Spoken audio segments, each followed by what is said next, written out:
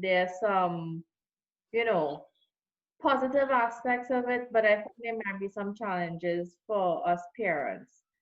Right. And that's why we wanted to have a conversation with everyone, just to have an ongoing conversation. So we talk about what's going on. So and hear what everybody else is going through as well. I think it's important that we stay connected during this time of isolation. I think more than any time in our lives, we need each other.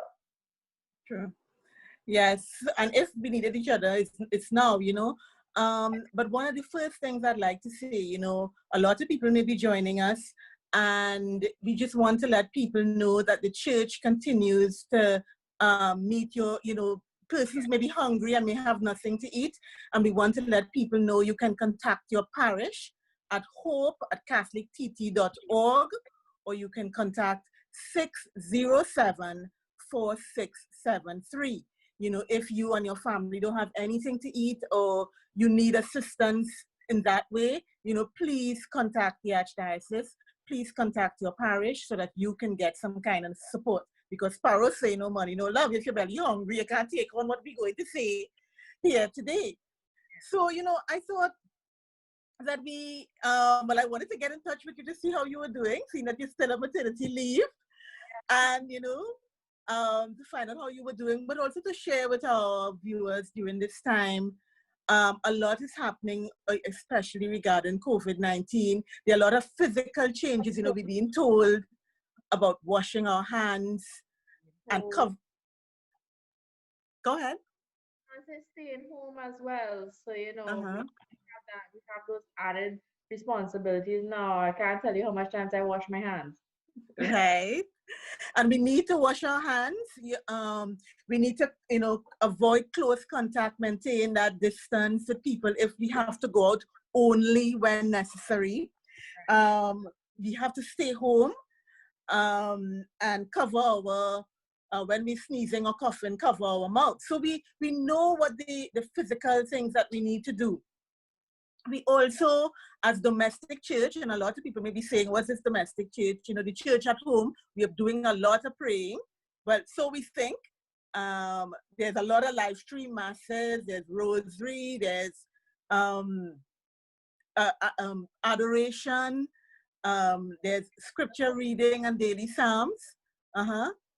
Isn't technology wonderful that we are at this age where we have access to things like this, where the Mhm. church and everybody has made provisions so we could still do worship, we could still do an exercise class, we could still find means of just keeping ourselves active, Mhm. physically, mentally, spiritually, and on all aspects. I think that's great.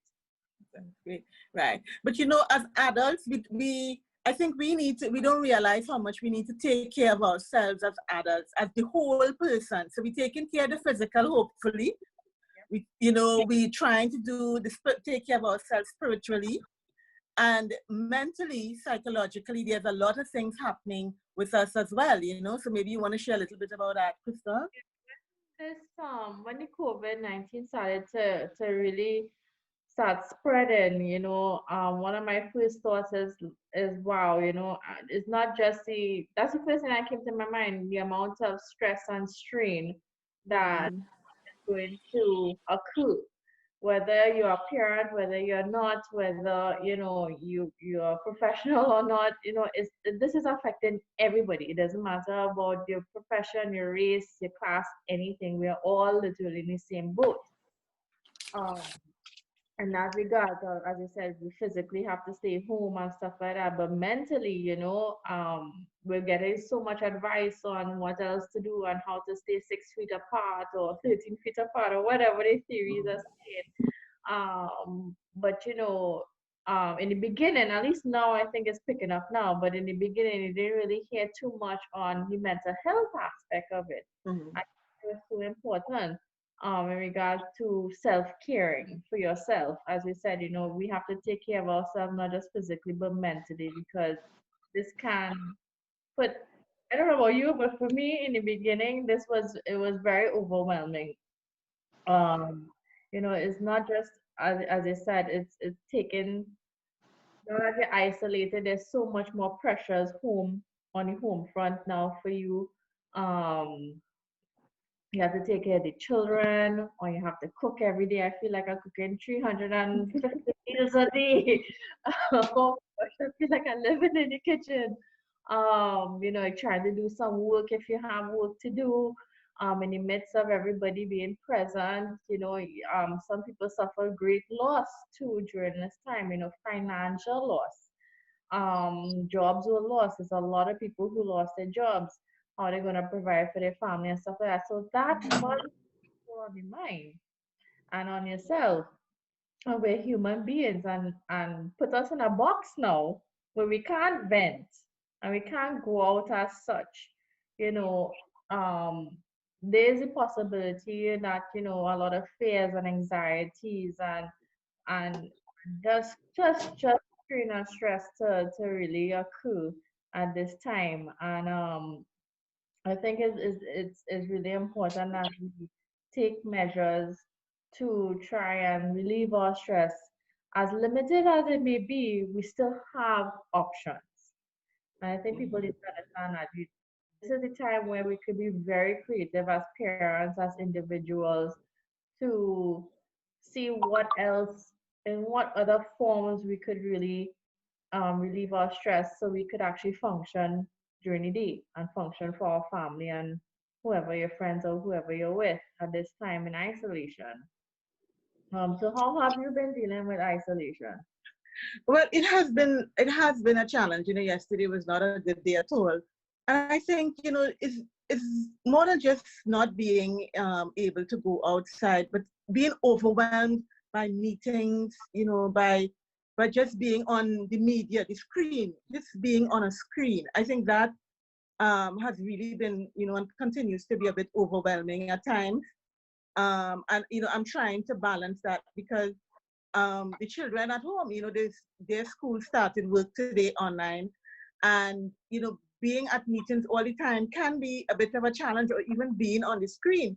It's one thing when you're able to work from home during normal time, but when everybody is home and you're working from home, there are challenges around that. So that has been a big challenge for me. And before I was just like 2 hours screen time a day. Yeah. Recently I was like 6 hours screen time. I said no, no, no, no, no. At the end of the day, I'm kind of just burnt out and tired. um so yes, at the end of yesterday, I just said, I need to find ways to come off of my screen, whether it be the computer screen or my or the phone, and just go into the yard. One day we played cards. We played go to park, just to connect with another face instead of just screen, at meetings. So it's trying to find ways of coping. I'm finding that I'm spending a lot of time in the garden. I planted um, different seasonings and crops and so on, and in the process of reaping them. So that has really been a help. I have continued, our coach has continued with exercise online. So we have Zoom, like what we have in this meeting. We have Zoom exercise classes 3 days a week for an hour and a half. And that's really helping me in terms of coping with all the screen time and just trying to cope with life. I too am cooking a lot. That's a good thing. And a not so good thing. It's plenty flour, making bake, bread, muffin. But um, so I'm happy to be experimenting in the kitchen with different things, salads and food that I plant. But also it's I find like if I'm cooking whole day, I have two teenagers and like they're eating nonstop. Yeah.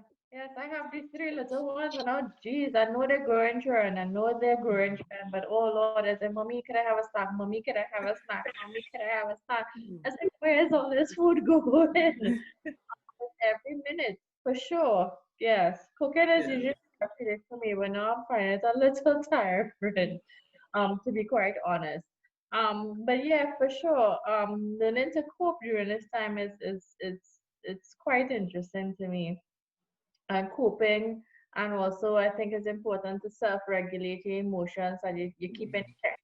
So it's not just coping. You also have to make sure you check in with yourself so you'll know exactly what to do and how to cope with everything you're dealing with. So I think that's important for all of us to keep, check in with yourself during the day.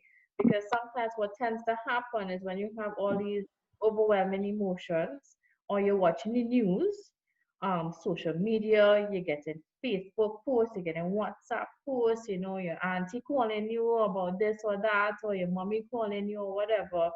And you might be like, okay, I'm all right. And then one day what happens is that, the children's screaming, you have to cook this, you have to get back to your deadline tool. And sometimes, without even realizing it, you might be experiencing a full-blown panic attack. Mm-hmm. Or you're just starting to feel anxious and, if you more or less think, well, I've been keeping it cool all this time, I'm doing what I have to do. But that's a creeper in this regards because, as you said, we have nowhere to go to really do anything to really vent, and now we're stuck home, we're stuck on the screen, and sometimes that in itself could be exhausting, work-wise, and then or even stuck on the screen reading the news and what we're exposing ourselves Mm-hmm. to, realize that it's affecting us and our mental, and then like a ripple effect is going to affect everyone around us in the household. In the household, yes. As you said, that part about affecting our mental health. Um, as part of what the domestic church, the church at home. So there's the church, the building outside, but now we are being called to be the church at home. And, a big part of that is really understanding, what we are called to do. We're called to pray.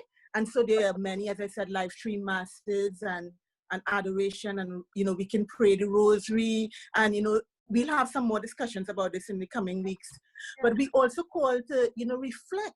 We can't allow this, we can't fill this moment with a lot of busyness as was happening before. So we're called to reflect, on the gospel of the day, on the reading, do some, there are lots of good Catholic books right now. We're supposed to be in the upper room. His Grace has been talking about meditations in the upper room. And these books are available. You could call us at the Family Life Commission and we could see how we can get some to you. But we are also called we call to pray, we call to reflect, but we are also called to make sacrifice in the family for each other. How are we living virtue? How are we being kind? Are we being respectful? I know right now, when this first started, it was like, family mess opened up. Family mess 101, like we were just getting on each other's nerves. Even those extended family members, it was like, everybody had something to say, everybody have an opinion. Those who weren't talking to each other now talking, and everybody have an opinion, and it was like it was just too much.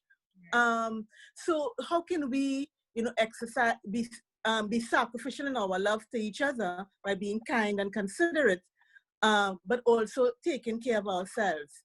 And as church, domestic church too, we're also called to be mission, to share what we have with others. And that's why we are calling and asking persons, if you are in need and don't have anything to eat, you call that number 607-4673. Now, Crystal, I'm sure you want to say something. Yeah. Just in light of that and what you're saying, I think, despite all the challenges that we might be facing or the overwhelming emotions we might feel, and I just like I in the earlies, just to just share an example when this started and stuff like that, and I shared it with Tricia too personally. I was reading so much news on social media that I didn't realize one day it was just an evening we were getting ready for dinner, and I swear I couldn't breathe. I was Mm-hmm. just very anxious. The more I heard the news and more I heard everything, I started to get really scared and worried like everybody else, and my fears and stuff like that coming into play. And in regards to what you're saying there, I think the next morning I had to turn my perspective a little bit, kind of reframe and try to rework my mind to start training myself to think more of the positive. So even I said, okay, what is God asking me to do in this situation? Mm-hmm. And to look at this as what is the opportunity being presented here. So yes, we know all what's going on with COVID, but I think we have something to gain, Mm-hmm. spiritual sense. You know, yes, we have family mess and the chaos and stuff like that. But then I'm looking at the time I'm getting to spend, the extra time now I'm getting to spend with my family that I wouldn't have.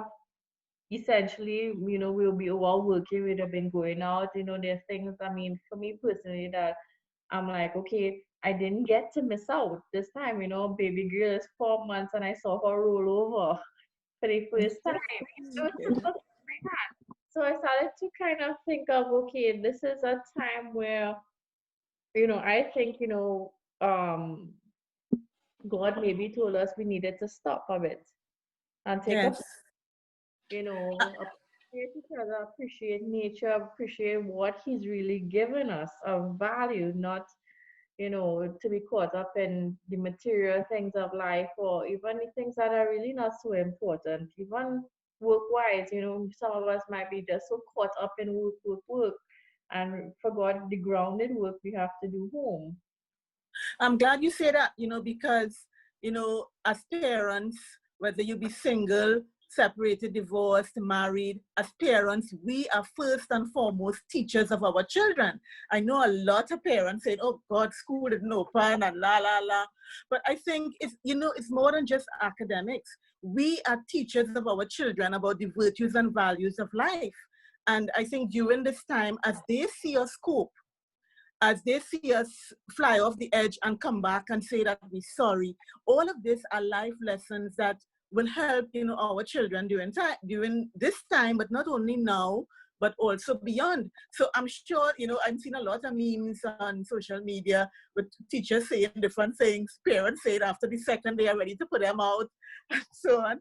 But I think, this is a wonderful time for members of the family to really exercise, and particularly parents, um, to teach our children about life in a real intentional way. Um, and so, at the Family Life Commission, we're going to be talking a lot about this church at home, what we can do to strengthen not just the spiritual aspect, which we need to do, but to strengthen the whole person, looking after the physical needs. I'm seeing those young men I have there growing up, their voices deepening, and so many things, happening with them that, sometimes you could miss that. But also it's a time for us in the family to learn things about caring for each other. Yes, we have food, but we don't have to eat all the food one time. We have to be think about later, leaving some for later. You wanted to say something, Kristen? Part of a coping strategy too, right? Coping is not just, and I wanted to highlight that, you exercise, everybody's, I think there's a lot of people who offering free online exercising and yoga, you want to make sure you get enough sleep, you eat well, just not the time to quarantine and eat all these snacks in the world. There's prayer and there's meditation and you can listen to music and like for us, my husband and I, we try, not always successful, but we try to have once the children go to sleep, we try to do a movie. Mm-hmm. Other things like helping, as you said, You mean an online movie? Yes, or something on Netflix that we probably never watched before. But other things that could help us cope too, as you just rightly said, is to be kind to someone else. Call a neighbor, fix things around your house. You see the neighbor, maybe an elderly neighbor, maybe if you can, you know, be kind. My extra buying like maybe extra. I know toilet paper was a big thing, but if you can, I mean, we've been doing stuff like that. If we get toilet paper, we get our hands on it, we'll share with the neighbors and stuff like that. All those things contribute to our well-being as well, and we feel good, and we feel good that we can help others. And as we said, trying to stay connected and take care of each other is actually part of coping as well. Coping, yes. And I think it's what we're called to do as, Catholic family, as family become what you are, community of life and love. I'm happy you share that because I think too, when I'm going out to the supermarket or, I would ask, a few of the neighbors, do you need X? Do you need Y? And, so because we have our neighbor next door is an elderly man and very vulnerable. So I just, we can ask people if we go, you're going out to get something in the market. You ask, oh, there's this person where you can order your market online, and you ask a few people and he delivers. So we pay one delivery fee, but everybody gets market. Yeah. So there are little things that we can do to support each other and to cope with life, and so live out even our Christian values. So I know time is drawing near to an end, and we don't want to bore you. And Crystal has things to do with those children. But we want to thank you for joining us. We want to encourage you to log on to our Facebook page and Instagram page at Family Life Commission, as well as our website, AFLCRC.org, where we have, this segment on families coping with COVID-19. So, Crystal, any final words? If you guys have anything you want us to talk about, be free to, send us message us and let us know if there's anything that you want to talk about. I think we would like to have this as an ongoing conversation so we could keep the connections going with all of you all. I think it's just be mindful as we spoke about coping, this is a high time of pressure and demand, so it's okay that you could give yourself a break, to take a break once in a while in the midst of everything, even if it's 5 minutes to pray or 10 minutes just to go in your backyard with your children, maybe, let them be involved in some of your coping mechanisms as well.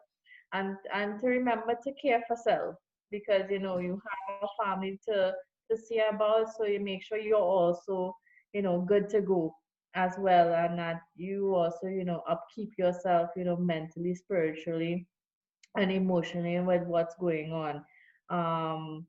As we were talking about earlier, call somebody, call a friend, call your family. At least we have that technology for us, FaceTime and Skype and WhatsApp. We could still see a smile. And for those who don't, and that, the elderly who may not know how to use the device and stuff like that, just call them. Everybody still have a landline home. Most of us do. Just pick up the phone, make a call, and just find out how everybody going. I think that still will make a big difference, and it will help you. So thank you. Thank you. That's my landline ringing there. So we want to thank the viewers for looking on. And again, we're going to try to make the Instagram thing work, but we really wanted to put out something today. We really wanted to connect with you today. So stay tuned for more, and continue to visit us on social media, and we'd be more than happy to continue to answer your questions and address some of your needs. Let's close with a prayer. And I'll use today's gospel because I find it very interesting, and it's from John 6, 1 to 15, but I will just do the first 3 lines. Jesus went off to the other side of the Sea of Galilee, or of Tiberias, and a large crowd followed him, impressed by the signs he gave by curing the sick. Jesus climbed the hillside and sat down there with his disciples. It was shortly before the Jewish feast of Passover. So Lord, help us to sit with you. Help us to climb with you. For the times when we stumble and fall, help us to know that you are there with us. Help us to be each other's keeper. We thank you and we praise you. Amen. Yeah. Thank you, Crystal. Take care.